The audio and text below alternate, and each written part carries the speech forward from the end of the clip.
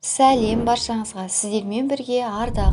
Бүгін сіздермен 3 айлық нәрестенің дамуымен бөліспекшімін. Ал мінекей, сәбиіңізге 3 ай толды. Не істей алады? Бірге көрейік. Қатты жерге жатқанда аяқтарын ішіне қарай жиырып алады. Қолдарын ілініп тұрған заттарға қарай апарады. Ұстаған затын аузына апарады. Басын, кеудесін көтереді. Арқамен жатқан жерінен ішке қарай аунайды. Ішпен жатқызып табанын тіреп тұрсаңыз тебінеді. Басын тік ұстап екі жаққа бұра алады.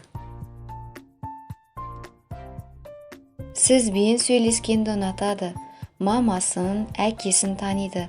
Жақын адамдарын тани бастайды. Оларға қарап жымиып күле алады. Еркелікті жаймен біліп келеді.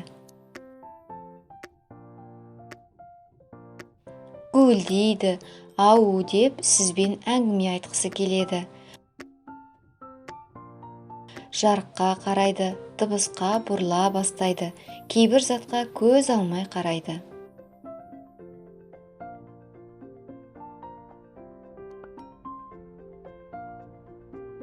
Жиі футбол допта ойнатыңыз.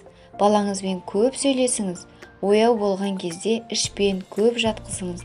Кеудесін көтеру үшін жастықша қойыңыз.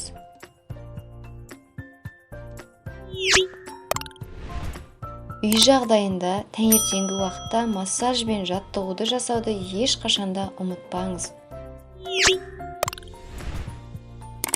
Түрлі түсті сылдырмақ ойыншықтар іліп, кейде қолына ұстатып ойыншықтармен ойнатыңыз.